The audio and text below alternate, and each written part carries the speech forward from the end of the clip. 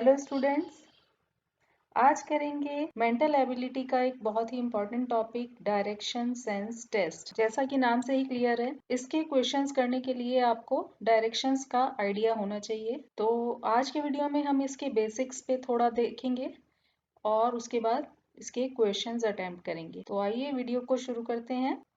तो डायरेक्शंस आपको पता होंगे, डायरेक्शंस का आपको आइडिया होगा कौन कौन सी डायरेक्शंस होती हैं हमारी। Main east, west, north and south. ठीक है, ईस्ट डायरेक्शन कौन सी होती है? जहां पर आपका सनराइज होता है। ठीक है, सनराइज की जो डायरेक्शन है वो ईस्ट डायरेक्शन होती है। और सनसेट की डायरेक्शन, ये सनराइज हो गया, और सनसेट की डायरेक्शन होती है आपकी वेस्ट डायरेक्शन। ओके, क्या इजी है ईस्ट और वेस्ट आइडेंटिफाई करना। और ईस्ट डायरेक्शन में अगर आप फेस करके खड़े हैं, ठीक है, अगर आप सन को देख रहे हैं तो आपके लेफ्ट हैंड पर, अगर आप अपने लेफ्ट हैंड को ओपन अप करेंगे, लेफ्ट एंड राइट हैंड को ओपन करेंगे, तो लेफ्ट हैंड पर नॉर्थ होगा और राइट हैंड पर साउथ होगा। अगर आप सन को फेस कर रहे हैं, मॉर्निंग में अगर आप सन को फेस कर रहे हैं तो लेफ्ट हैंड पर नॉर्थ डायरेक्शन होती है और राइट हैंड पर साउथ डायरेक्शन हो। इजी है। अब इसके अलावा 4 और सब डायरेक्शंस आपकी मानी जाती हैं। नॉर्थ एंड ईस्ट के बीच में जो डायरेक्शन है इसको हम बोलते हैं नॉर्थ ईस्ट। नॉर्थ नहीं बोला जाता, नॉर्थ ईस्ट इसको बोलेंगे। इसी तरह नॉर्थ एंड वेस्ट के बीच की जो डायरेक्शन है इसको हम बोलते हैं north west. Similarly west and south के बीच में जो डायरेक्शन है इसको हम बोलते हैं south west. And south and east के बीच में जो डायरेक्शन है इसको हम बोलते हैं साउथ ईस्ट। ठीक है, अब डायरेक्शंस के अलावा आपको एंगल्स का भी आइडिया होना चाहिए। अब जैसे नॉर्थ और ईस्ट के बीच में जो एंगल बनता है ये आपका 90 डिग्री होता है। ठीक है, इसी तरह नॉर्थ एंड वेस्ट के बीच में जो एंगल है ये भी 90 डिग्री है। इसी तरह वेस्ट एंड साउथ के बीच में 90 डिग्री है और साउथ एंड ईस्ट के बीच में 90 डिग्री का एंगल होता है। ठीक है, सो ईस्ट और नॉर्थ के बीच में इनको आप लेटर से डिनोट कर सकते हैं, सारी डायरेक्शंस को। East E, north N, west W and south S. सभी ये जो एडजेसेंट डायरेक्शंस हैं इनके बीच में 90 डिग्री के एंगल्स होते हैं। जो ऑपोजिट डायरेक्शंस हैं ईस्ट और वेस्ट, इनके बीच में कंप्लीट 180 डिग्री का एंगल है। और नॉर्थ एंड साउथ यहाँ पर भी 180 डिग्री का एंगल है। तो एंगल्स का आइडिया आपको होना चाहिए। इसके बाद बात करते हैं clockwise and anti clockwise direction की। ठीक है, जब भी आप इस तरह के क्वेश्चन सॉल्व करेंगे उसमें कई बार स्टेटमेंट आएगा कि जो पर्सन है वो क्लॉकवाइज या एंटी क्लॉकवाइज डायरेक्शन में टर्न हो रहा है। ठीक है, तो अगर वो क्लॉकवाइज डायरेक्शन में टर्न होगा तो वो कैसे टर्न होगा इसका आपको आइडिया होना चाहिए। क्लॉकवाइज यानी जैसे क्लॉक में जो निडल्स हैं वो किस डायरेक्शन में मूव करती हैं उसी डायरेक्शन में आपको मूवमेंट लेना है। जैसे क्लॉक में आपको पता है मूवमेंट ऐसे होता है, इस डायरेक्शन में चलती हैं सारी निडल्स। ठीक है, तो ये आपकी क्लॉकवाइज डायरेक्शन होती है। और एंटी क्लॉकवाइज या काउंटर क्लॉकवाइज बिल्कुल ऑपोजिट होती है। ठीक है, ये काउंटर क्लॉकवाइज या एंटी क्लॉकवाइज है। और क्लॉकवाइज यानी जो आप, इसको याद करना बहुत आसान है, जो भी आपने वॉल क्लॉक वगैरह में देखते हो कैसे मूव करती हैं निडल्स, इसी तरह जिस तरह नंबर लिखे हुए हैं उसी डायरेक्शन में मूवमेंट होता है, 1 2 3 4 की डायरेक्शन में। तो याद रखना बहुत ईजी है। और अगर आप उल्टा चलेंगे, बैकवर्ड काउंटिंग लेंगे, तो वो आपकी एंटी क्लॉकवाइज डायरेक्शन हो जाएगी। अगर आप बैकवर्ड काउंटिंग करेंगे क्लॉक के ऊपर तो ये आपकी एंटी क्लॉकवाइज डायरेक्शन या काउंटर क्लॉकवाइज डायरेक्शन हो जाएगी। साथ ही में क्लॉकवाइज में कितना एंगल मूव करना है वो भी क्वेश्चंस में आपको दिया रहेगा।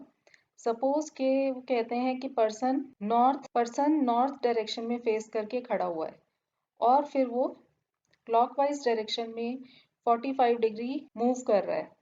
तो ये जो डायरेक्शन है यहाँ से आपने एक लाइन 45 डिग्री, अगर क्लॉकवाइज है तो 45 डिग्री बनाना है, नॉर्थ से 45 डिग्री का एंगल बनाना है। और टर्न होने पर अब जो पर्सन है उसका फेस नॉर्थ ईस्ट की साइड हो जाएगा। अगर इसी तरह उन्होंने कहा है कि वो 45 डिग्री एंटी क्लॉकवाइज मूव करता है तो डायरेक्शन हो जाएगी नॉर्थ वेस्ट। ठीक है, तो ये तो बात हो गई क्लॉकवाइज और एंटी क्लॉकवाइज की। कई बार क्वेश्चंस में क्लॉकवाइज या एंटी क्लॉकवाइज ना बोल के बोला जाएगा कि person turns to the left और टू द राइट, है ना। तो अगर वो टू द लेफ्ट बोलते हैं और कोई एंगल मेंशन नहीं करते तो आप सिंपली, जैसे अगर पर्सन नॉर्थ फेसिंग है तो अगर उसने बोला है कि क्वेश्चन में कि the person turns to the left, तो लेफ्ट डायरेक्शन में आप सिंपली 90 डिग्री मूव करेंगे, टर्न करेंगे, 90 डिग्री से टर्न करेंगे। यानी जो पर्सन पहले नॉर्थ फेस कर रहा था अब वो वेस्ट फेस करने लगेगा। और अगर कहा जाता है कि person turns to the right, तो जो पर्सन पहले नॉर्थ फेस कर रहा था तो वो 90 डिग्री ईस्ट में 90 डिग्री से टर्न होगा और ईस्ट को फेस करेगा। अगर कहा जा रहा है कि लेफ्ट टर्न है तो वेस्ट में फेस करने लग जाएगा पर्सन। अगर बोला जा रहा है कि turns to the right, right के केस में पर्सन ईस्ट डायरेक्शन को फेस करेगा। ठीक है, अगर एंगल गिवन नहीं है। एक और केस क्या हो सकता है कि पर्सन नॉर्थ डायरेक्शन में फेस करके खड़ा हुआ है और बोला जा रहा है he turns by 45 degree to the left. अब 45 डिग्री गिवन है तो आपने 45 डिग्री का एंगल ड्रॉ करना है और अब पर्सन कहाँ फेस करेगा, उसका फेस किधर, कौन सी डायरेक्शन में आ जाएगा, नॉर्थ वेस्ट में आ जाएगा। ठीक है, 45 डिग्री एंगल मूव कर से टर्न करने के बाद। तो सिमिलरली अगर बोला जाए कि the person turns to the right by 45 degree, तो राइट के लिए अब पर्सन कौन सी डायरेक्शन में आ जाएगा, नॉर्थ ईस्ट डायरेक्शन में आ जाएगा 45 डिग्री टर्न करने के बाद। ठीक है, तो आपने एंगल उतना ही लेना है जितना स्पेसिफाइड है क्वेश्चंस में, और लेफ्ट और राइट का आपको हमेशा ध्यान रखना है। अभी देखिए, अभी आप जब क्वेश्चन सॉल्व करेंगे, अगर तो पर्सन नॉर्थ में फेस कर रहा है तो आपके लिए लेफ्ट और राइट आइडेंटिफाई करना इजी है कि अगर नॉर्थ में फेस करके खड़ा है तो लेफ्ट डायरेक्शन इधर हो गया और राइट डायरेक्शन इधर हो गया। बट अगर पर्सन साउथ डायरेक्शन में फेस करके खड़ा है तो आपको याद रखना है कि इसका लेफ्ट और राइट जस्ट अपोजिट हो जाएंगे। यानी अब अगर पर्सन साउथ में फेस कर रहा है तो उसका लेफ्ट इधर होगा और राइट ऑपोजिट डायरेक्शन में इधर होगा। ठीक है, तो ये आपको याद रखना है, हमेशा ध्यान रखना है कि साउथ डायरेक्शन में अगर पर्सन फेस कर रहा है तो उसके लेफ्ट राइट आपके लेफ्ट राइट से डिफरेंट होंगे, ऑपोजिट होंगे। अगर नॉर्थ में फेस कर रहा है तो आपको उसको आइडेंटिफाई इजी है करना, उसका लेफ्ट और राइट आप ही की तरह होंगे, जिस तरह आपका लेफ्ट है उधर ही पर्सन का लेफ्ट होगा और जहां आपका राइट है तो उसी डायरेक्शन में पर्सन का राइट होगा। बट इस डायग्राम के अकॉर्डिंग अगर साउथ में फेस कर रहा है तो उसके लेफ्ट राइट आपके लेफ्ट और राइट से ऑपोजिट हो जाएंगे। तो क्वेश्चन सॉल्व करते हुए आपको इन चीज़ों का ध्यान रखना है। तो यही सारे मेन पॉइंट्स हैं इन क्वेश्चंस को सॉल्व करते हुए आपको जो ध्यान रखने हैं। बाकी और क्वेश्चंस पे चलते हैं अब डायरेक्ट, और उसमें जो भी और भी बातें होंगी उनको हम तभी साथ साथ उन कॉन्सेप्ट्स को सीखते रहेंगे। तो ये कॉन्सेप्ट्स आपको और भी ज़्यादा क्लियर होंगे क्वेश्चंस को सॉल्व करते हुए। तो चलते हैं फर्स्ट क्वेश्चन पर इस टॉपिक के। So read this question.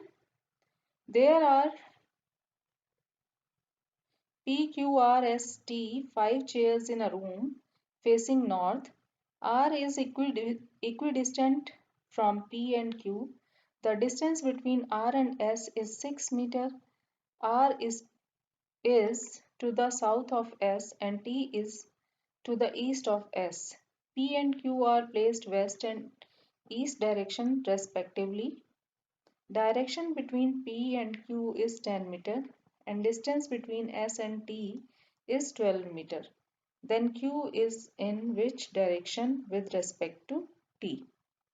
So in questions को सॉल्व करते हुए आपने सबसे पहले काम क्या करना है, एक सिंपल सा डायग्राम बना लेना है डायरेक्शंस का कि किधर आपने नॉर्थ लेना है।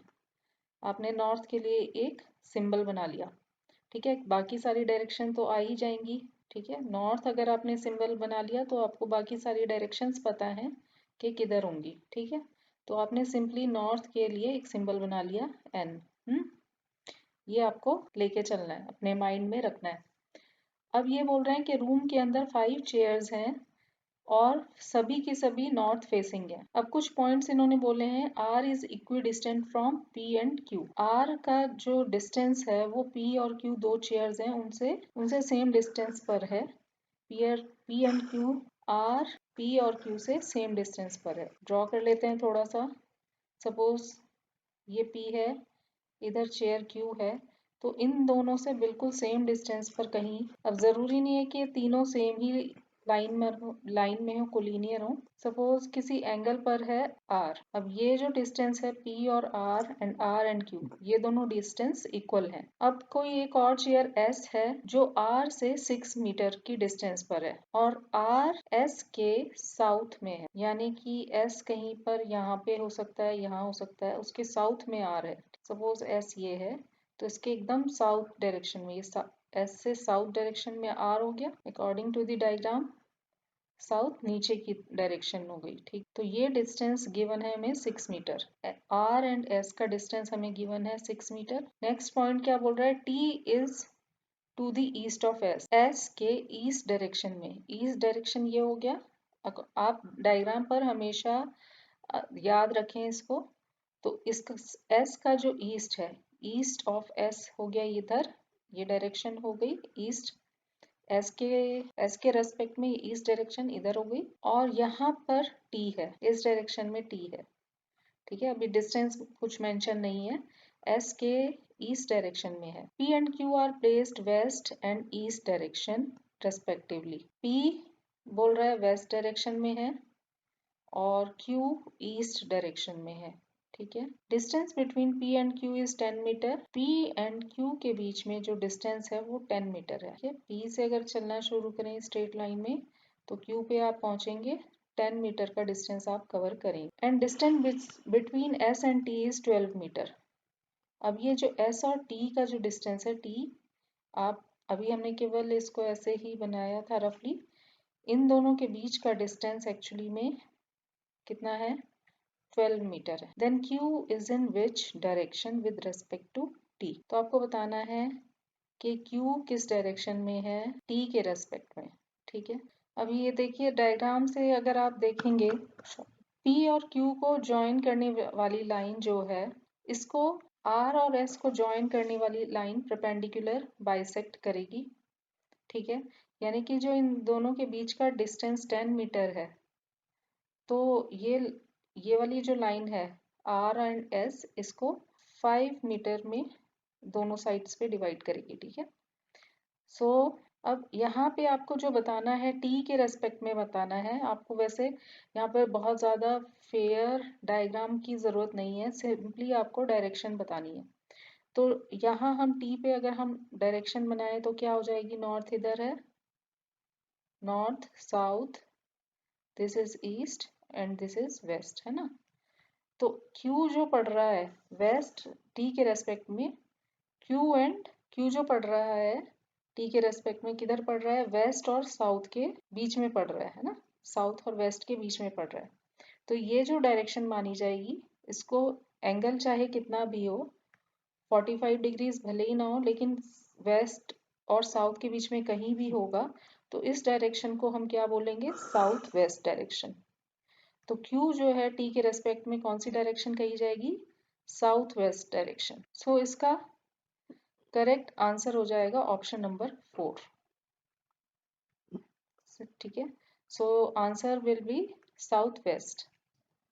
Next question, A started walking towards the east and after walking 2 kilometers he turned to the right. After walking 1 kilometer he turned left and walks 2 kilometers. Finally, he turns to the left and walks 1.4 kilometer. Now is facing in which direction? So question start करने से पहले आप direction लेके चलेंगे north, ठीक है, upward direction में हमने ले लिया। तो A started walking towards east, east हो गया इधर, ये ईस्ट डायरेक्शन हो गई। सो ए सपोज यहाँ पर है, ए इस पॉइंट पर है, ठीक है। ए ने चलना शुरू किया ईस्ट डायरेक्शन में, ठीक है। वो 2 किलोमीटर तक चलता रहा। सो सपोज ये हो गया 2 किलोमीटर, सपोज 2 किलोमीटर्स हो गए यहाँ पर। This is 1 kilometre, this is 1 kilometre and this is 2 kilometre. तो 2 किलोमीटर चलने के बाद he turn to the right.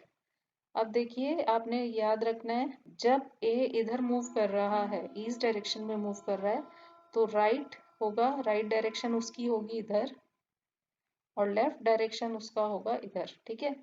तो राइट में टर्न हो गया, राइट में टर्न हो गया यानी कि वो साउथ डायरेक्शन में टर्न हो गया बाय 90 डिग्री। क्योंकि यहाँ पर इन्होंने एंगल मेंशन नहीं किया है कि राइट टर्न वो कितने एंगल से हुआ है, तो बाय डिफॉल्ट हमें 90 डिग्री से टर्न करवाना है, ठीक है। तो ईस्ट को वो फेस कर रहा था, अब वो साउथ को फेस करने लग गया, साउथ डायरेक्शन में उसने चलना शुरू किया। और वो कितना चला है, आफ्टर वॉकिंग 1 किलोमीटर, तो 1 किलोमीटर तक वो साउथ डायरेक्शन में चलता रहा, ठीक है। सपोज यहाँ पर पहुंच गया, साउथ डायरेक्शन में 1 किलोमीटर चल गया, तो यहाँ पर पहुंच चुका है, ठीक है। ये पॉइंट है, यहाँ पे पहुंच चुका है साउथ में। अब साउथ में जाने के बाद वो लेफ्ट टर्न हो गया। अब लेफ्ट जो आपका है उससे उल्टा होगा, अपोजिट होगा। आपका लेफ्ट इधर है, तो यानी वो इधर टर्न हो गया, अगेन ईस्ट में टर्न हो गया और अगेन उसने 2 किलोमीटर डिस्टेंस कवर किया।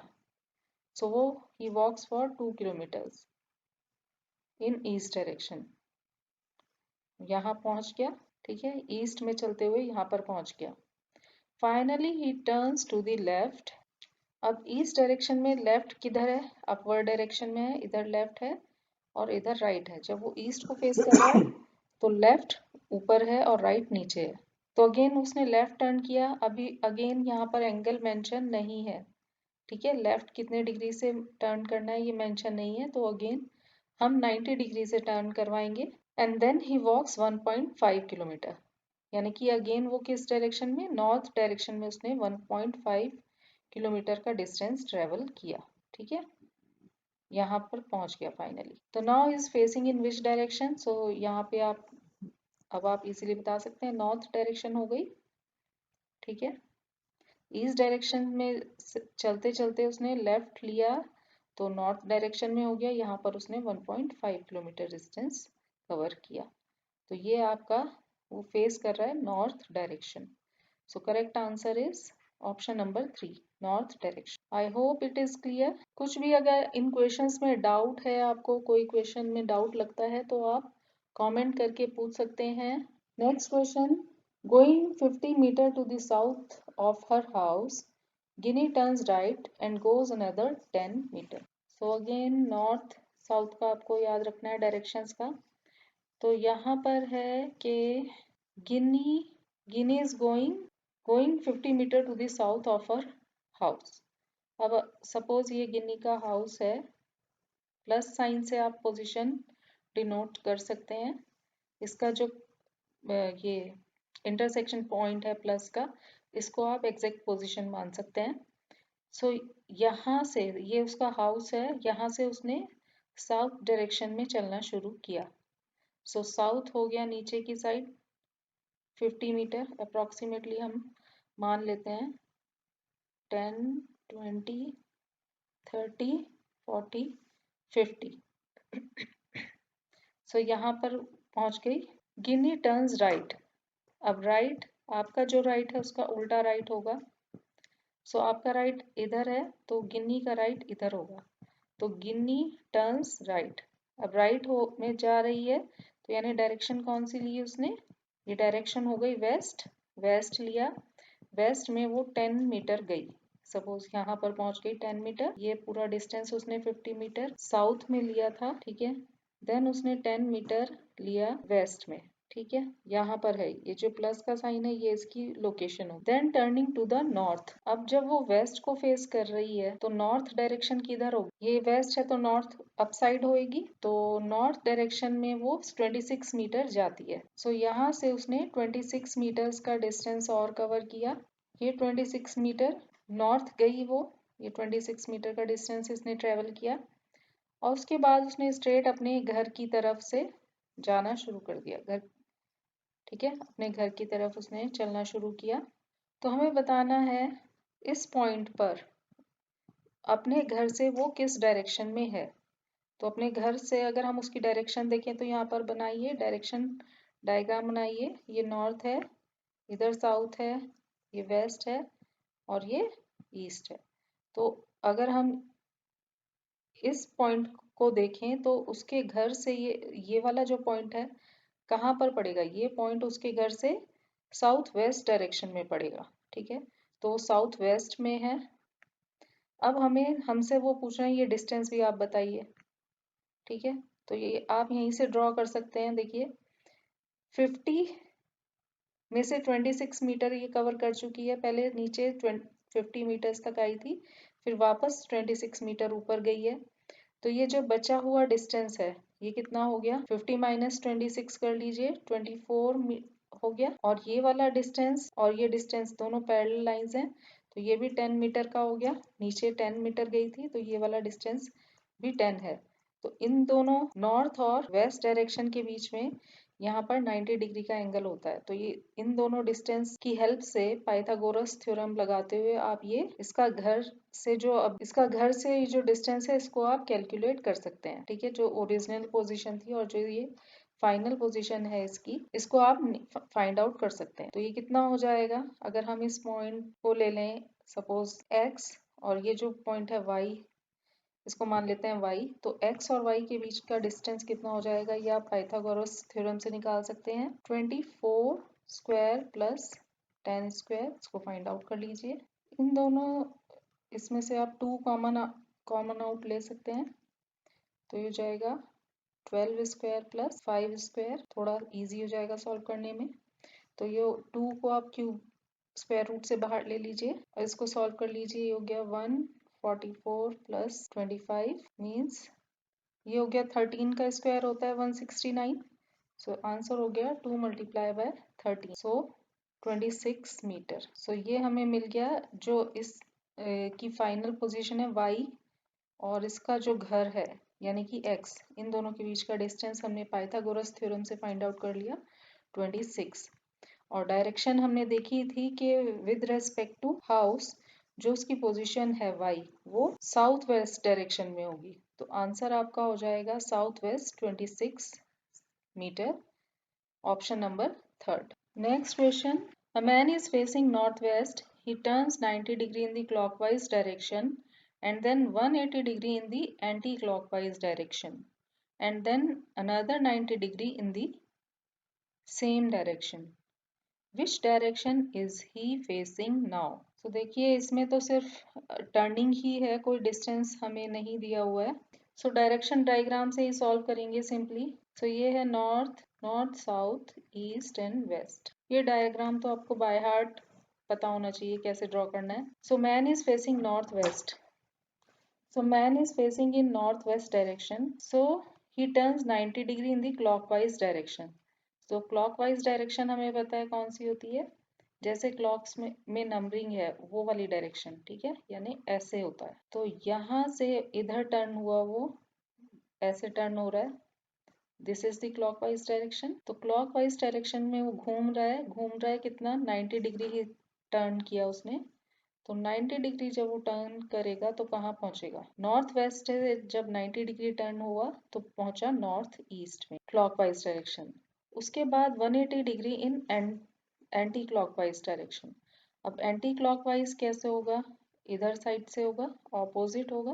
क्लॉकवाइज इधर गया था, लेफ्ट टू राइट, तो राइट टू लेफ्ट डायरेक्शन होगी एंटी क्लॉकवाइज। तो यहाँ से वो चला कितना, 180 डिग्री, यानी 180 डिग्री चलेगा तो कहाँ पहुंच जाएगा, इसी लाइन को हम पीछे तक एक्सटेंड कर देंगे। ठीक है, तो ये डायरेक्शन बन जाएगी साउथ वेस्ट।